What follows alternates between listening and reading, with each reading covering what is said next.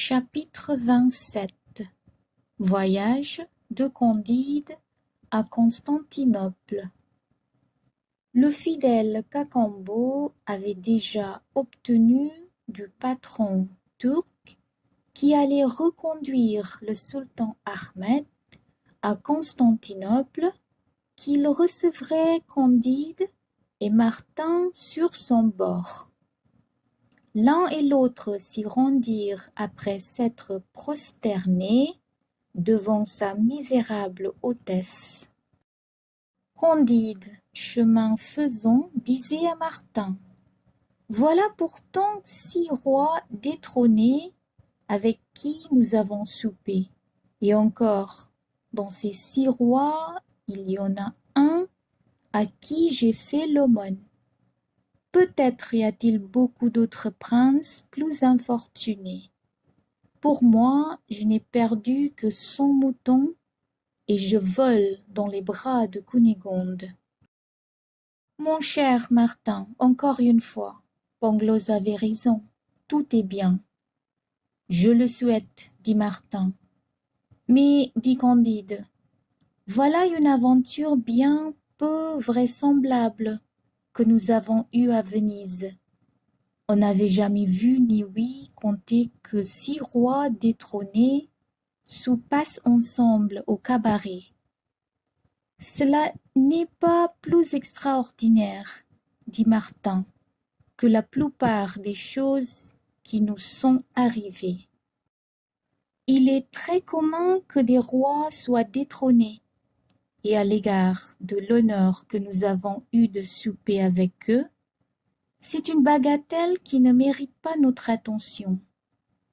Qu'importe avec qui l'on soupe, pourvu qu'on fasse bonne chère? À peine Candide fut-il dans le vaisseau qu'il sauta au cou de son ancien valet, de son ami Cacambo. « Eh bien, lui dit-il, que fait Cunégonde? Est-elle toujours un prodige de beauté? M'aime-t-elle toujours? Comment se porte-t-elle? Tu lui as sans doute acheté un palais à Constantinople? » « Mon cher maître, répondit Cacambo, Cunégonde lave les écuelles sur le bord de la Propontide. Chez un prince qui a très peu d'écuelles, elle est esclave dans la maison d'un ancien souverain nommé Ragotski, à qui le grand turc donne 3 écus par jour dans son asile. Mais ce qui est bien plus triste, c'est qu'elle a perdu sa beauté et qu'elle est devenue horriblement laide. « Ah, belle ou laide, dit Candide, je suis honnête homme, et mon devoir est de l'aimer toujours.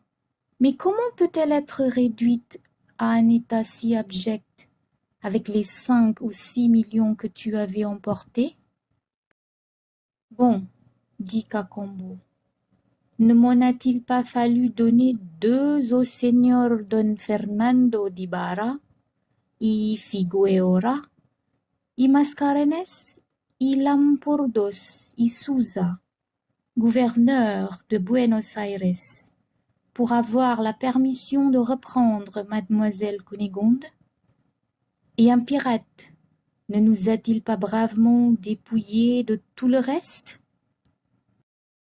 Ce pirate ne nous a-t-il pas menés au cap de Matapan, à Milo, à Nicari, à Samos, à Petra, aux Dardanelles, à Marmara, à Scutari? Cunégonde et la vieille servent chez ce prince dont je vous ai parlé, et moi je suis esclave du sultan détrôné. Que d'épouvantables calamités enchaînées les unes aux autres, dit Candide. Mais après tout, j'ai encore quelques diamants. Je délivrerai aisément Cunégonde. C'est bien dommage qu'elle soit devenue si laide. Ensuite, se tournant vers Martin, « Que pensez-vous, dit-il, qui soit le plus à plaindre de l'empereur Ahmed, de l'empereur Ivan, du roi Charles-Édouard ou de moi? Je n'en sais rien, dit Martin. Il faudrait que je fusse dans vos cœurs pour le savoir. Ah, dit Candide, si Pangloss était ici, il le saurait et nous l'apprendrait. Je ne sais, dit Martin, avec quelle balance votre Pangloss aurait pu peser les infortunes des hommes et apprécier leur douleur. Tout ce que je présume, c'est qu'il y a des millions d'hommes sur la terre, 100 fois plus à plaindre que le roi Charles-Édouard, l'empereur Ivan et le sultan Ahmed. Cela pourrait bien être, dit Candide. On arriva en peu de jours sur le canal de la mer Noire. Candide commença par acheter Cacambo fort cher, et sans perdre de temps, il se jeta dans une galère avec ses compagnons pour aller sur le rivage de la Propontide chercher Cunégonde, quelque laide qu'elle pût être. Il y avait dans la Chiourme 2 forçats qui ramaient fort mal, et à qui le levanti patron appliquait de temps en temps quelques coups de nerf de bœuf sur leurs épaules nues. Candide, par un mouvement naturel, les regarda plus attentivement que les autres galériens et s'approcha d'eux avec pitié. Quelques traits de leur visage défiguré lui parurent avoir un peu de ressemblance avec Pangloss et avec ce malheureux jésuite, ce baron, ce frère de mademoiselle Cunégonde. Cette idée l'émut et l'attrista. Il les considéra encore plus attentivement. En vérité, dit-il à Cacambo, si je n'avais pas vu prendre maître Pangloss, et si je n'avais pas eu le malheur de tuer le baron, je croirais que ce sont eux qui rament dans cette galère. Au nom du baron et de Pangloss, les 2 forçats poussèrent un grand cri, s'arrêtèrent sur leurs bancs et laissèrent tomber leurs rames. Le levanti patron accourait sur eux et les coups de nerfs de bœuf redoublaient. « Arrêtez, arrêtez, seigneur !» s'écria Candide. « Je vous donnerai tant d'argent que vous voudrez. »« Quoi ? C'est Candide !» disait l'un des forçats. « Quoi ? C'est Candide !» disait l'autre. « Est-ce un songe ?» dit Candide. « Vais-je ? Suis-je dans cette galère ? Est-ce là monsieur le baron que j'ai tué ? Est-ce là maître Pangloss que j'ai vu pendre ? » « C'est nous-mêmes, répondait-il. « Quoi ? C'est là ce grand philosophe ? disait Martin.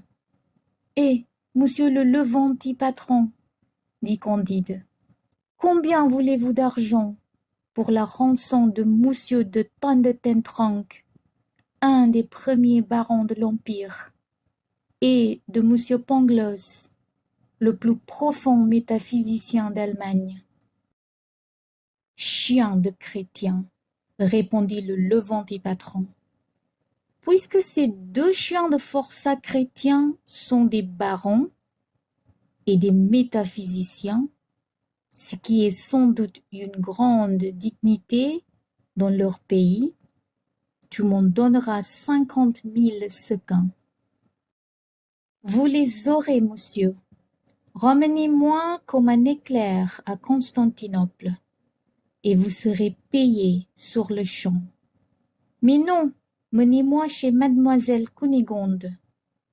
Le levanti patron, sur la première offre de Candide, avait déjà tourné la proue vers la ville, et il faisait ramer plus vite qu'un oiseau ne fend les airs. Candide embrassa 100 fois le baron et Pangloss. « Et comment ne vous ai-je pas tué, mon cher baron? Et mon cher Pangloss, comment êtes-vous en vie après avoir été pendu? Et pourquoi êtes-vous tous deux aux galères en Turquie? Est-il bien vrai que ma chère sœur soit dans ce pays? Disait le baron. Oui, répondit Cacambo. Je revois donc mon cher Candide, s'écriait Pangloss. Candide leur présentait Martin et Cacambo. Ils s'embrassaient tous. Ils parlaient tous à la fois. La galère volait. Ils étaient déjà dans le port. On fit venir un juif à qui Candide vendit pour 50 000 sequins un diamant de la valeur de 100 000 et qui lui jura par Abraham qu'il n'en pouvait donner davantage. Il paya incontinent la rançon du baron et de Pangloss. Celui-ci se jeta aux pieds de son libérateur et les baigna de larmes. L'autre le remercia par un signe de tête et lui promit de lui rendre cet argent à la première occasion.